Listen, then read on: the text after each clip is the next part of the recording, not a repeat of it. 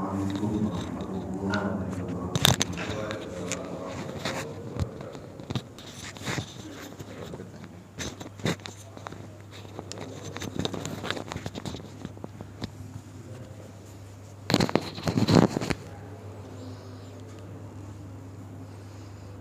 Alhamdulillahilladzi anzala ala abdihil kitaba wa lam yaj'al lahu iwaja. Wassalatu wassalamu ala sayyidina Muhammadin nabil mustafa wa ala alihi wa sahbihi wa man ihtada amma ba'd. Hadirin jamaah subuh yang dirahmati Allah Subhanahu wa taala, marilah senantiasa kita panjatkan puji dan syukur kehadirat Allah Subhanahu wa taala yang senantiasa melimpahkan begitu banyak nikmat kepada kita semua,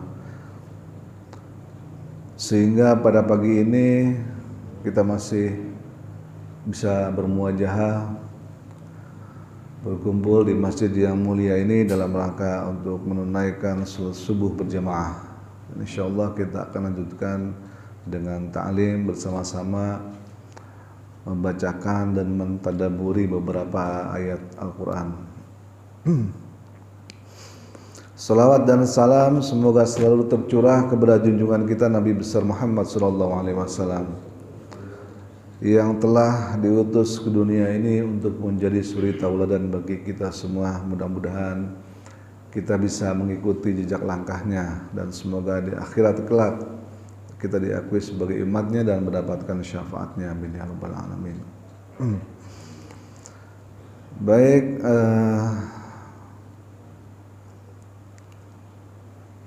ini hari Selasa maksudnya. Kita lanjut dengan yang kemarin, kisah Nabi Musa, yaitu di Suratul Baqarah.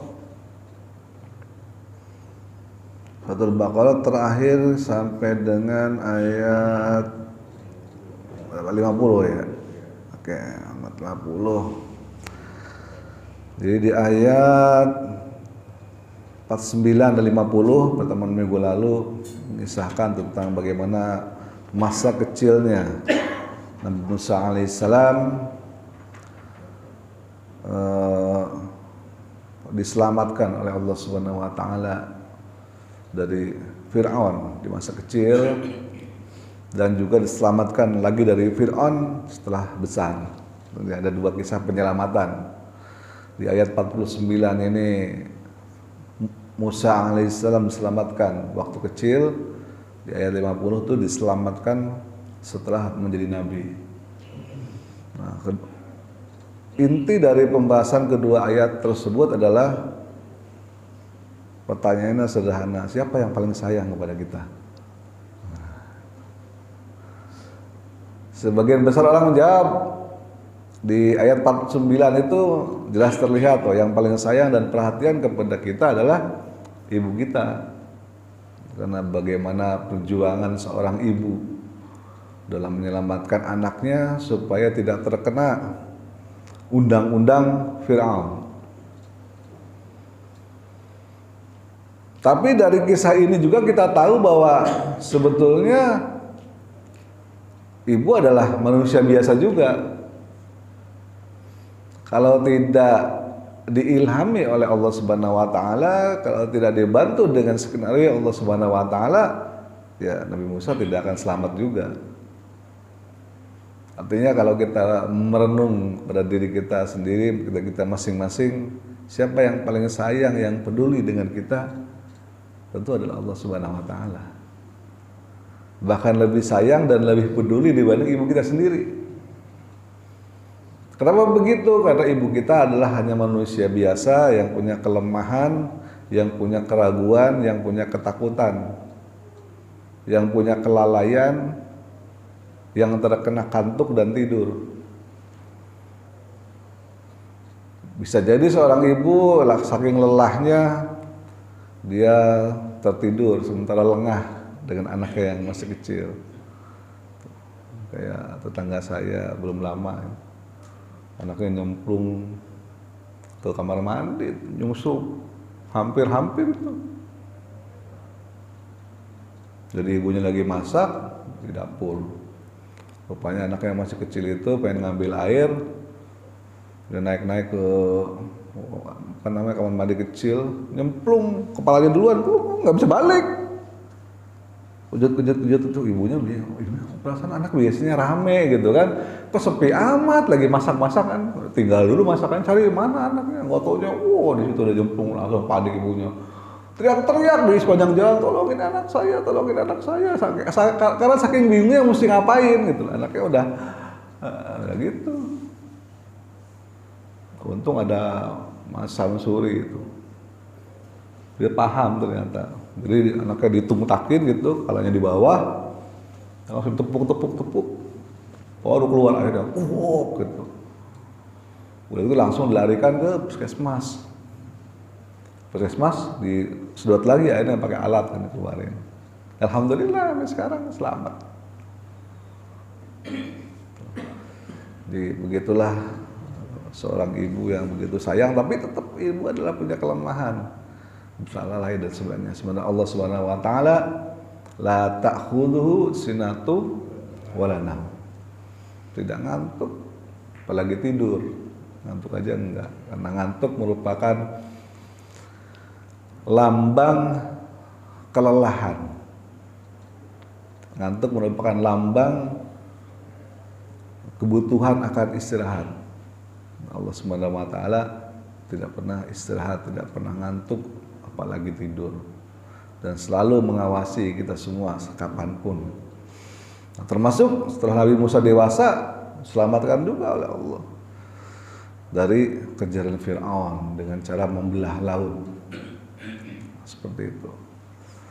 Jadi itu merupakan ringkasan dari pertemuan kita yang lalu.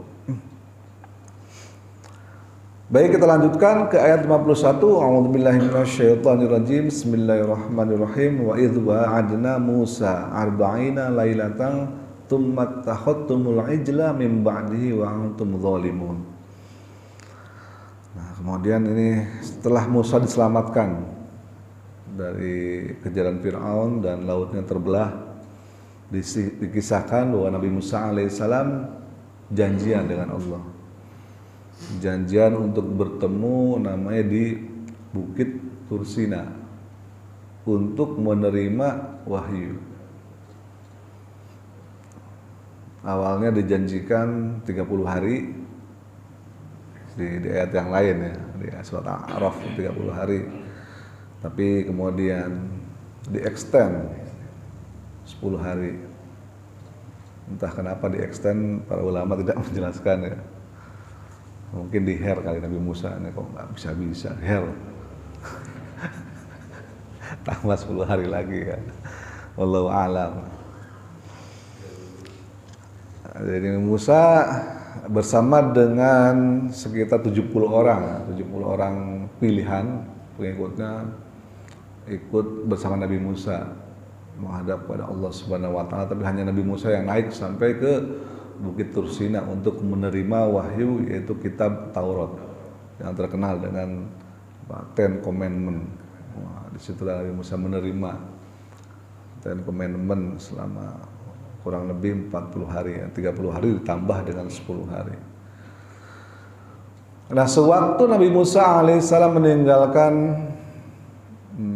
umatnya, beliau berpesan kepada saudaranya yaitu Nabi Harun untuk menjaga titip ya gitu. Nah, ini merupakan pelajaran juga bagi kita bahwa di dalam sebuah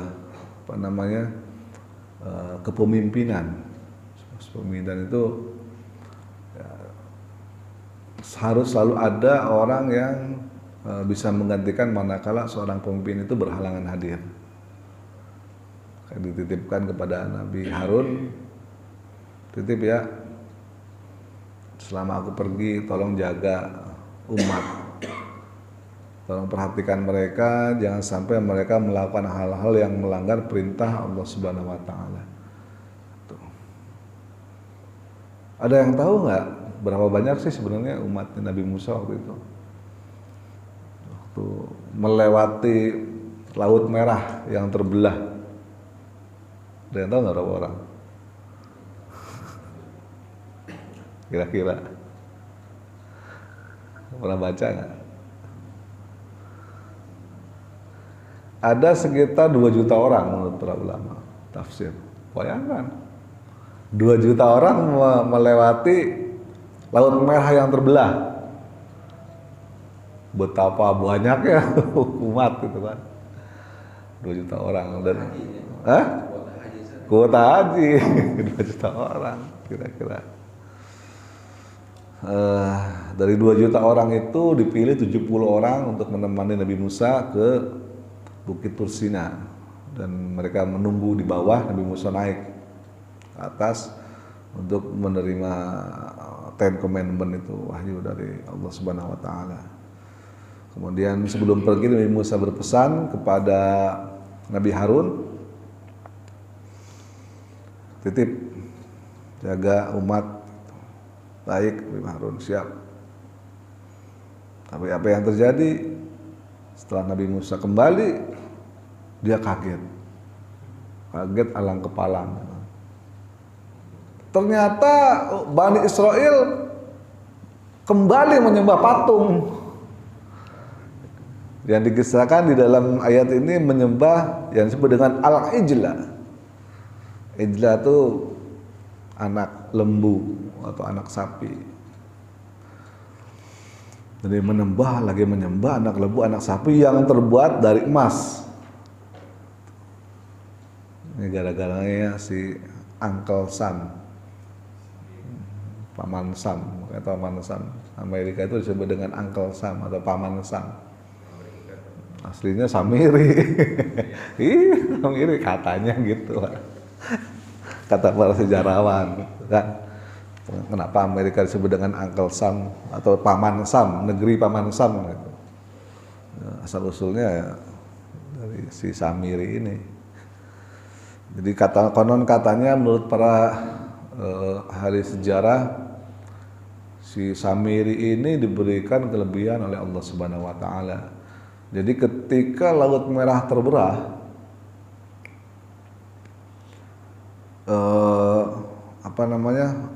umat Nabi Musa udah lewat selamat, tapi pasukannya Fir'aun ini konon katanya kudanya nggak mau lewat, tahu dia takut kan. Laut terbelah kiri kanan gimana, kuda itu nggak mau lewat, takut. Jadi Fir'aun tuh maksa-maksa mujud kudanya, tetap kudanya nggak mau lewat. Cuman ini aja meniki keringkik kayak berdiri, nggak mau, dia takut, tahu soal si kuda ini. Katanya seperti itu. Nah, kemudian Allah utus malaikat yang menyerupai kuda betina yang cantik. Gitu. Tafsir Tabari seperti itu. Seperti yang cantik, akhirnya si kuda ini begitu melihat betina, ya kan cantik, mati dah gitu. Ya sangat hewani ya, bukan sangat manusiawi, sangat hewani yang begitu melihat perempuan cantik udah mau laut terbelah kayak mau apa kayak nggak peduli, hajar gitu kan, lari nyebrang dalam rangka mengejar kuda betina itu. Nah, si Samir ini konon katanya dia mengambil mengambil tanah dari hasil pijakan si kuda betina itu. Nah, tanah itulah yang digunakan untuk membuat patung emas ini berdasarkan kisah di kitab Tafsir Tabari. Nah, jadi barang-barang bawaannya Bani Israel kan begitu kabur dari kejaran Fir'aun, dari rumahnya masing-masing kan masing-masing bawa harta benda sebisanya lah, sedapatnya gitu. Ya diantaranya adalah tentu adalah emas di situ kan, perak dan sebagainya. Nah, emasnya inilah yang dibakar, dilelehkan gitu ke dalam tungku. Mereka membuat tungku karena terburu-buru membuat tungkunya, karena mereka tahu cuma 30 hari nih Musa, kalau bikinnya terlalu gede nanti gak sempat disembah, Musa keburu balik, takut. Mereka sebenarnya takut juga itu. Musa keburu balik, Ntar belum jadi patung sapinya udah diomelin dulu gitu. Sebenarnya mereka tahu. Makanya mereka bikinnya anak sapi, al-ijla. Patung anak sapi, kecil aja deh. Nggak usah gede-gede ya, biar cepet jadinya gitu. Ayo kumpulin mas-masnya, si Samiri ini. Kumpulin mas-masnya, masukin ke tungku, udah jadi tungku. Begitu mas kumpulin semua. Nah, pasir genggaman yang tadi itu dari telapak kaki kuda malaikat dilemparkan situ, terus jadilah dia patung anak lembu. Dikisahkan di dalam buku tafsir seperti itu. Dan anak lembu inilah yang disembah kembali oleh Bani Israel sebagai Tuhan. Begitu Nabi Musa pulang, wah ada marah besar tentu saja. Yang pertama kali dimarahin adalah ya Nabi Harun. Nabi Harun udah tahu, waduh. Karena di surat Toha itu dijelaskan Nabi Harun udah menegur mereka. Tapi ya Nabi Harun nggak punya wibawa di depan umatnya, nggak ditakuti. Karena Nabi Harun kesannya ya Nabi biasa-biasa aja, Nabi gitu, teman pendampingnya Nabi Musa aja. Dia nggak punya mukjizat, dia nggak bisa berbicara langsung dengan Allah. Nabi Musa kan langsung bisa berbicara dengan Allah. Disebut gelarnya adalah Kalimullah. Nabi Harun kan tidak. Jadi mereka nggak ditakut-takutnya sama Nabi Harun. Allah, gitu. Kalau di surat Toha itu dijelaskan. Allah udah nggak apa-apa, Musa udah lupa kali ini Tuhan kita tuh seperti ini, yang ini sebenarnya makanya disembah itu patung anak sapi. Nah, ya udah Nabi Harun juga emang nggak punya kekuatan apa-apa menghadapi umat segitu banyak, 2 juta orang gimana dikeroyok, nggak berani. Nah, akhirnya ya sudah pasrah aja. Dia tahu pasti gue diomelin tentara sama Musa.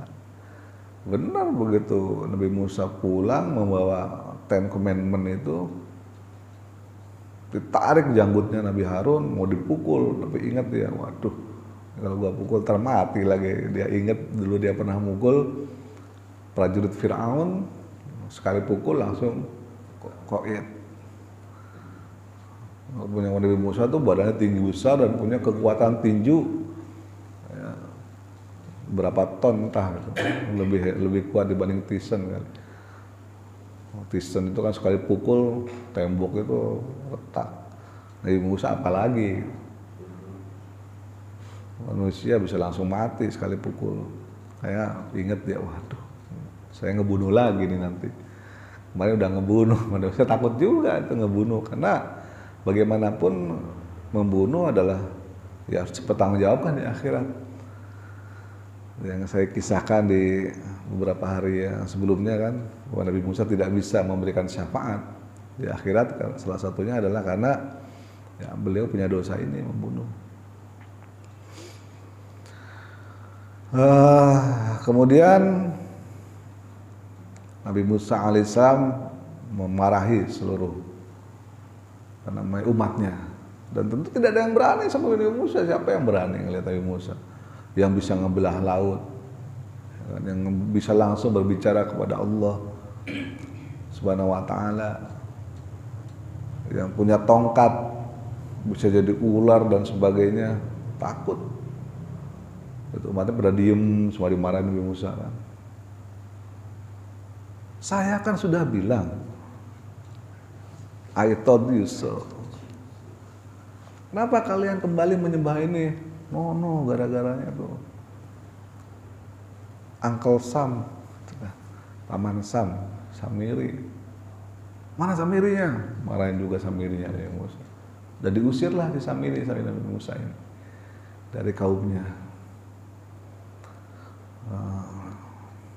Kemudian setelah itu Nabi Musa meminta maaf, bertobat. Ayo kita tobat semua, kalian terutama, kita minta maaf kepada Allah Subhanahu wa Ta'ala, mohon ampun.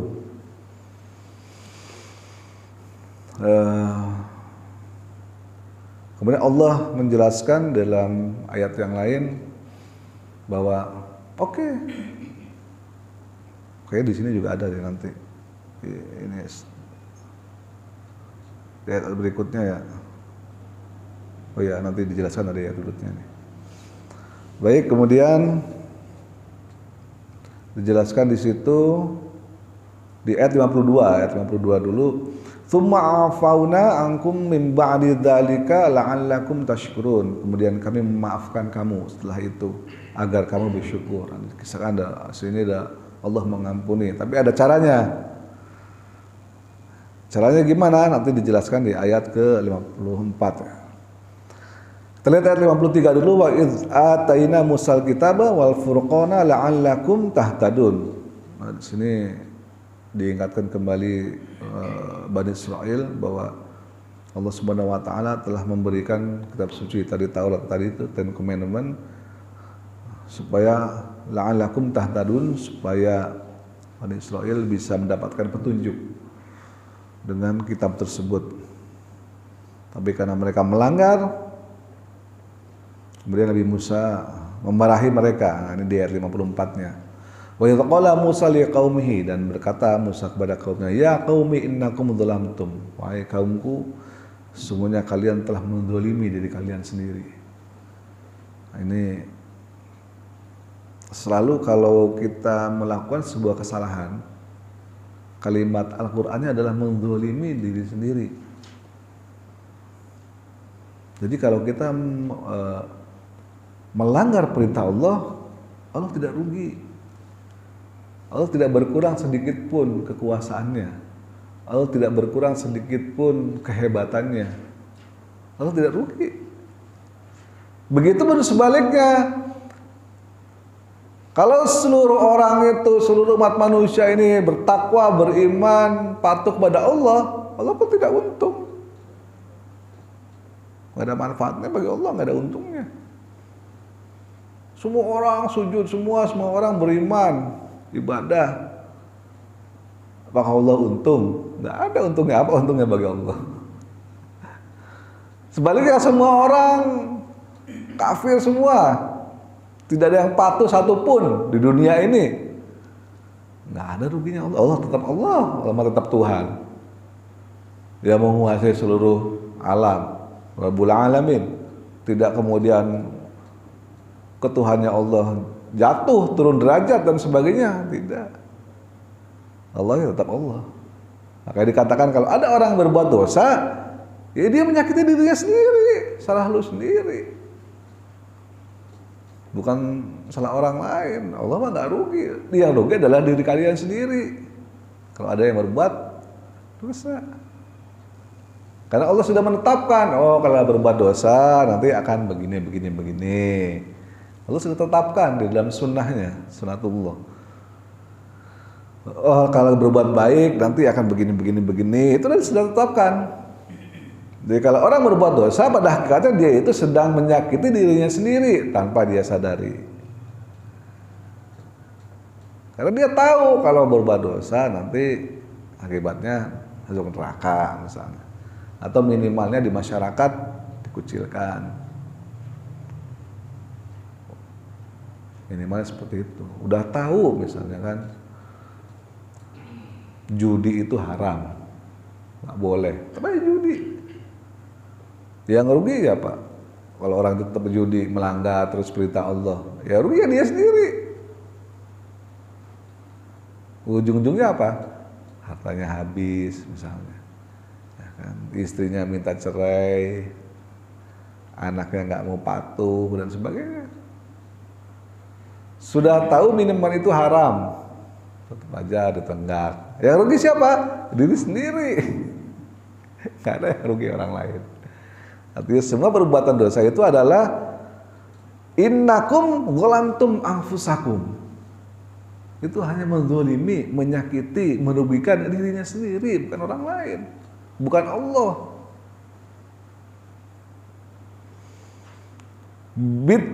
Tikhadikumul ijla. Nah, di sini dikisahkan kenapa menyakiti diri sendiri, karena dia menyembah patung sapi di sini. Fatubu, maka bertobatlah ila bari'ikum, kepada Tuhan yang menciptakan kalian. Kalimatnya ila bari'ikum. Padahal kalau biasanya mencipta yang kita tahu adalah kalimatnya khalaqa. Khalaqa artinya mencipta. Tapi di sini unik kalimatnya menggunakan bari'ikum.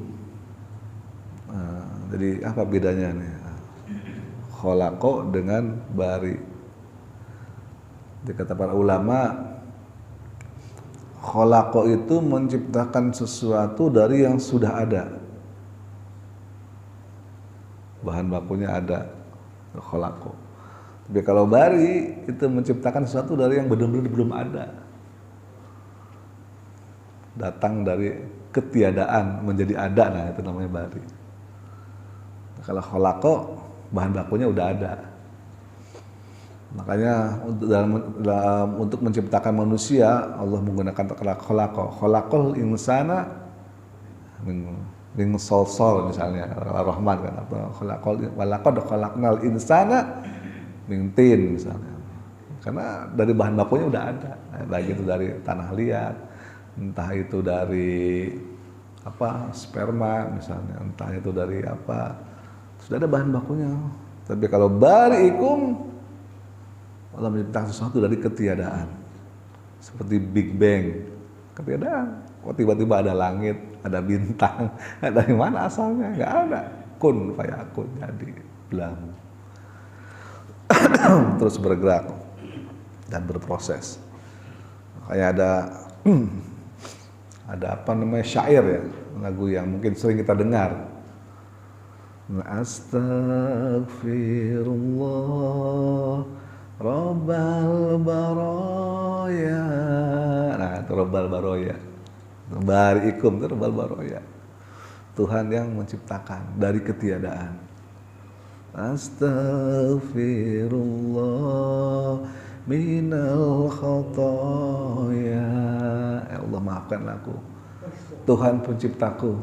Ya Allah, maafkan aku dari segala dosa-dosaku. Wah, itu luar biasa ini. Kemudian faktulu, kata Allah. Oke, aku maafkan. Syaratnya satu, bunuh dirimu sendiri. Faktulu anfusakum, kata Allah. Oh, gitu. Aku ampuni kalian, tapi kalian bunuh diri. Makanya sampai sekarang ada tuh negara yang ajarnya kalau malu berbuat dosa bunuh diri. Ya mungkin ajaran asalnya dari sini dulu. Gitu. Ajaran mempertuhankan sapi ada juga kan di itu negara. Ya mungkin ajarannya asal usulnya itu rutnya dari sini. Termasuk juga ajaran bunuh diri. Padahal ajaran bunuh diri ini hanya berlaku ya di zaman Nabi Musa. Karena itu dosa, karena dosa-dosanya dia bunuh diri supaya diampuni. Lain dengan orang zaman sekarang, bunuh diri katanya masuk surga, ya kan, pengantin dan sebagainya. Ini berbeda gitu konsepsinya. Jadi jangan dibilang bahwa bunuh diri itu merupakan sebuah apa namanya amaliyah jihad, bukan. Bunuh diri bahkan dilarang oleh Al-Quran dengan tegas. Kecuali dalam ajaran ini Nabi Musa. Faqtulu anfusakum, kata Allah, bunuh dirimu, aku akan ampuni. Dzalikum khairul lakum inda barikum, itu lebih baik bagimu di sisi Tuhanmu. Fataba alaikum, maka Allah akan ampuni. Innahu huwat tawwabur rahim, sesungguhnya Dia adalah Maha penerima tobat dan Maha penyayang.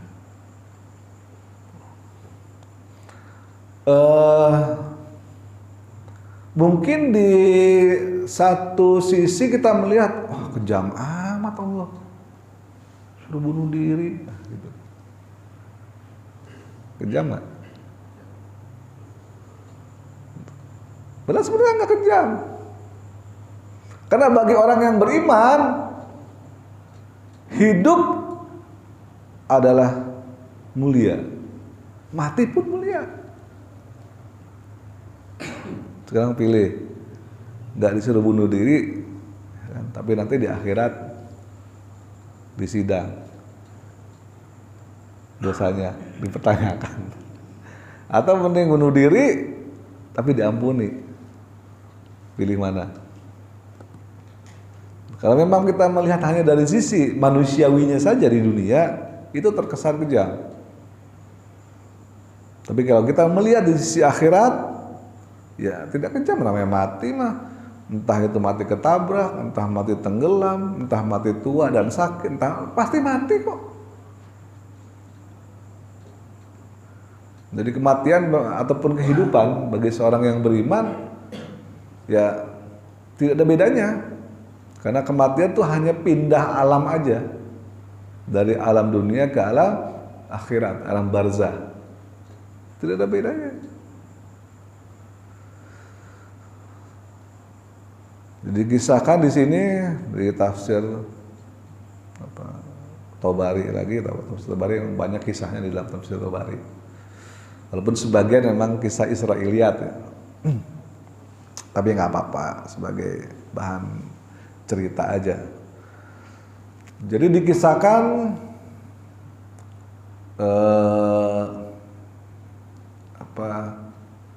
dari 2 juta orang kurang lebih ya, Bani Israil waktu itu hampir sekitar 70-an ribu orang yang mati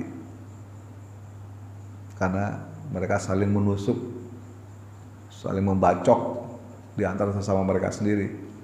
Ya karena perintah ini. Jadi dikisahkan mereka baris. Siapa yang menyembah patung? Baris semua, baru hadap-hadapan.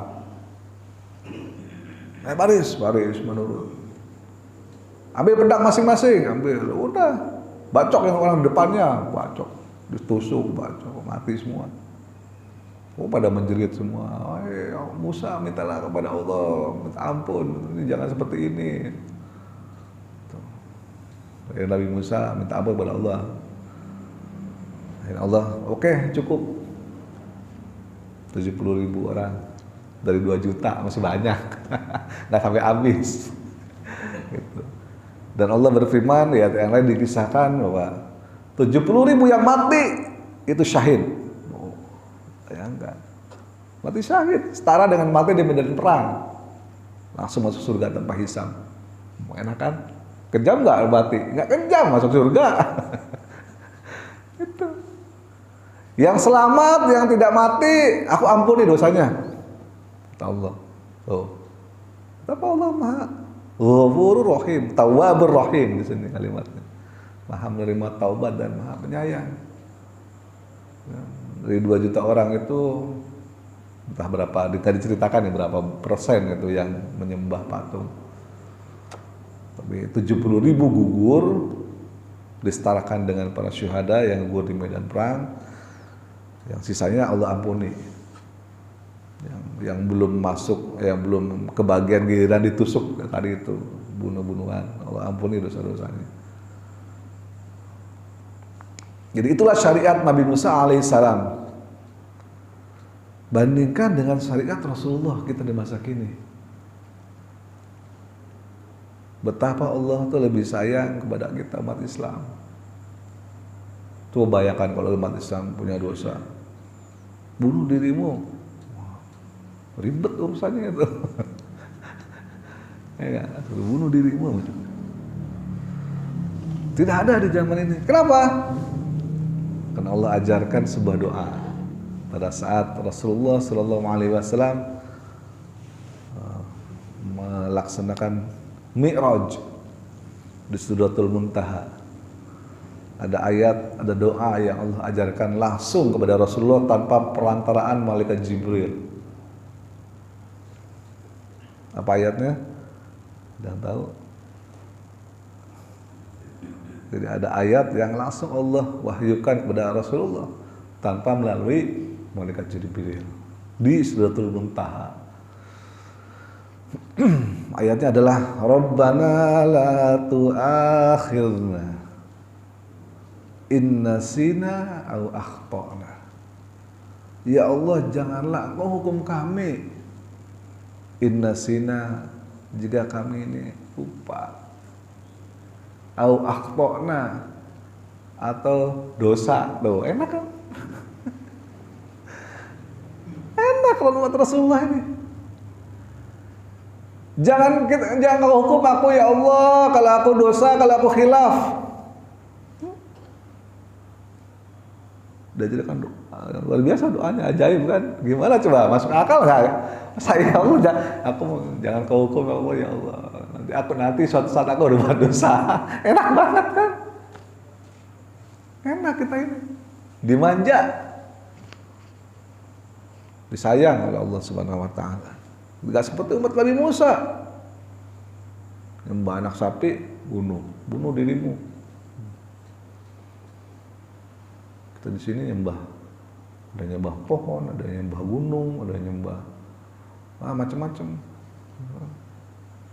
Tapi dikasih doa seperti itu, Rabbana la tu'akhidna in nasina aw akhtana, Rabbana wala tahmil alaina, janganlah engkau berikan beban kepada kami, isran kama hamaltahu 'alal ladzina min qablina, beban yang berat yang kami tidak mampu menanggungnya. Seperti itu doanya, luar biasa. Umat Nabi Muhammad ini diberikan sebuah kelebihan dibanding umat yang lain. Sebab kalau tidak diajarkan doa itu, ya khawatirnya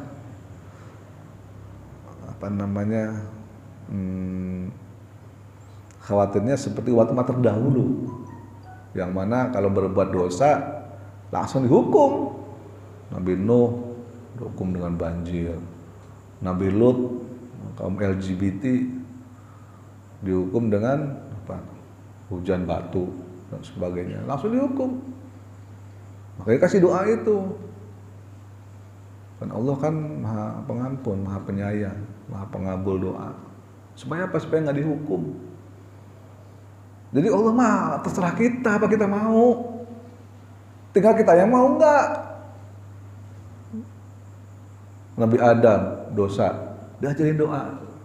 Nih bekal, baca ya, jangan lupa supaya aku mengampuni kamu. Rabbana dzalamna anfusana. Kasih tahu.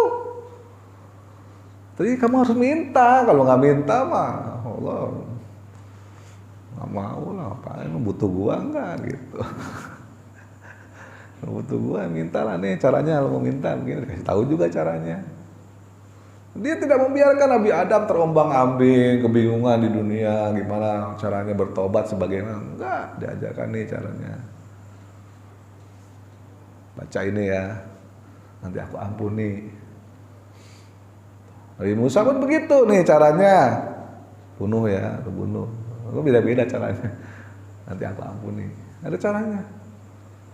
Yang paling enak kayak kita ini. Nih baca ya, supaya nanti kalau kamu dosa, nggak aku hukum. Kan enak.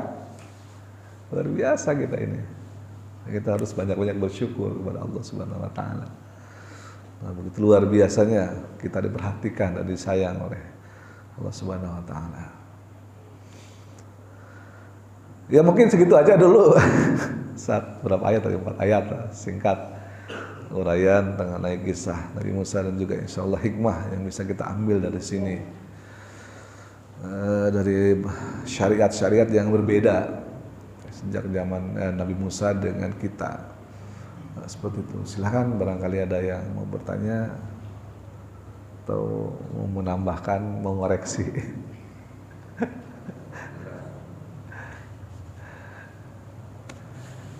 Ada nggak, Pak Zul?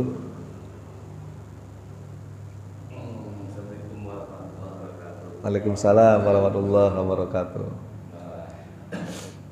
Ini kan kalau kita mendengar kisah Nabi Musa ini, artinya bagaimana kita menambah ya, melihat sejarah ini. Nabi Musa itu menyatakan dirinya beriman pada Allah, tapi pada saat tertentu, pada saat dia menunggu wahyu itu, dia ingin melihat wajahnya Allah gitu ya, ingin melihat Allah itu. Saya beriman ya, tapi saya ingin melihat Allah gitu. Nah, ini kembali ke kita, mungkin ya melihat umat Islam ini ya, ini mungkin pertanyaannya juga mengarah ke Pak Anies nih. Kita bisa jadi mungkin sebelum Pak Anies dulu mendapatkan hidayah, bagaimana melihat umat Islam ini tiap hari 5 kali waktu sujud, sholat gitu, menyembah Allah, tapi nggak kelihatan gitu loh. Tuhannya nggak kelihatan gitu. Kok mau sih gitu? Mungkin ada nggak pada saat itu perasaan seperti itu? Kok misalnya tiap hari 5 kali sujud, tapi Tuhannya nggak kelihatan gitu. Jadi ya kita sendiri sebenarnya kan ya sudah dijanjikan bahwa misalnya salah satu dan kalau melihat kebesaran Allah itu nggak mungkin ya kalau melihat wujudnya dari sisi wujudnya, tapi dari segi sifat dan sifat dan ciptaannya. Karena kalau kamu ingin mengetahui ya, besarnya bumi ya, kemahabesaran Allah tadi, membandingkan dengan benda yang mungkin kamu ingin tahu bagaimana sih besarnya Allah itu, kamu bisa membayangkan bumi ini aja lah, ya kan, diri kamu. Bumi ini kamu bayangkan sebesar cincin, ya. Bumi ini sebesar cincin, kamu lemparkan ke tengah padang pasir. Nah itulah antara kebesaran bumi yang sebesar cincin dengan bandingkan dengan langit pertama, langit ketujuh. Langit pertama seluas padang pasir. Gimana misalnya orang mencari sebuah cincin di lautan padang pasir? Itu antara bumi dengan langit ke pertama. Nah, bagaimana dengan kebesaran Allah lagi? Diri kita gitu. Nah, ini mungkin Pak Anies sendiri bisa menjawab ya, bagaimana perasaannya sebelum mendapatkan dulu melihat kondisi Islam, umat Islam ini kok mau gitu ya beriman terhadap sesuatu yang tidak dilihatnya gitu. Nah, mungkin itu dulu dari saya. Terima kasih. Assalamualaikum warahmatullahi wabarakatuh. Waalaikumsalam warahmatullahi wabarakatuh. Pak Anies, silahkan dijelaskan. Assalamualaikum warahmatullahi wabarakatuh. Waalaikumsalam warahmatullahi wabarakatuh. Setelah saya hijrah akhirnya saya bersyukur bahwa Allah itu ada, walaupun saya tidak pernah lihat keyakinan setelah itu ya. Tapi pada era sebelumnya saya tahu Tuhan itu ya saya sembah yang patung itu. Karena kebayang ada perantara patung, saya tahu bahwa ada Tuhan. Ya, saya sembahyang ada patung Yesus, ada patung Maria. Jadi ada wujud yang saya lihat walaupun benda mati. Nah, tapi setelah saya sambil saya baru saya sekolah di Bandung, saya memperhatikan Islam apa sih yang dia sembahyang tuduh-tuduh, tapi nggak ada yang dilihat. Kalau saya betul sembahyang ada patung salitan, jadi kebayang oleh Tuhan. Tapi ya itulah akhirnya, tapi namanya hidayah itu kan tidak pernah kita tahu, tidak pernah apa pendatangnya. Tapi yang perantaraan Tuhan terangkat kalau memberikan pada saya itu oleh membantu keluarga saya itu, kakak saya itu kan rumah abang saya itu kalau di Bandung, kalau di Cerita itu Bandung panjang. Saya di Jalan Aceh di Bandung. Itu pembantu sembahyang pas maghrib saya nggak tahu ngapain, saya ke belakang. Dia pakai mukena sembahyang lagi naik tempat tidur. Jadi dia begini-begini, saya kaget, saya teriak kuntilanak. Dia pada saat itu kuntilanak, kakak ipar saya bukan bocor, bukan ulama orang sembahyang bukan gitu. Jadi sedang itu saya lihat, saya intip sembahyang ya. Terus ada satu ketarikan gitu loh, karena kalau dari yang dulu saya ke Bandung itu kalau di TV ada kan mati gitu. Tapi apa sih teriak-teriak gitu? Itulah kalau jadi kalau di Islam baru saya yang sadari bahwa Allah itu ada walaupun saya tidak lihat. Tapi era sebelumnya saya tahu Tuhan ada karena ada patung. Itulah bedanya. Baik, terima kasih Pak Anies penjelasannya, Pak Zul. Mudah-mudahan bisa menjawab pertanyaannya ya, bahwa ternyata begitulah pandangan. Nah, kita semua kan tidak merasakan ya, berada di luar. Pak Alis kan punya pengalaman yang unik, gitu. Pernah melihat dari luar, kita kan nggak pernah, karena kita selalu berada di dalam. Sayyidina Ali, sahabat Ali ya, radhiyallahu an, pernah ditanya sama sahabat yang lain, wahai Ali, apakah engkau pernah melihat Allah?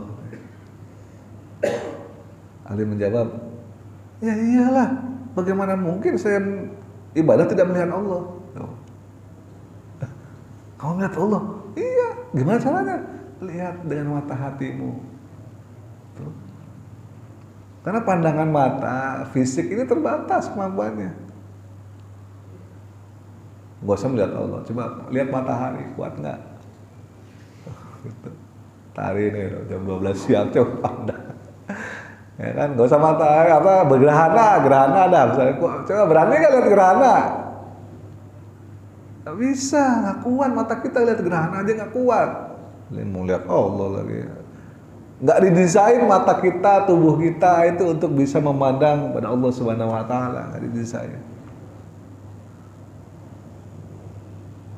Bahkan gak usah Allah, Al-Quran aja yang sering kita dengar ayatnya dibaca oleh imam kan, walau anzalna hadzal qur'ana, apa namanya, walau anzalna hadzal qur'ana apa,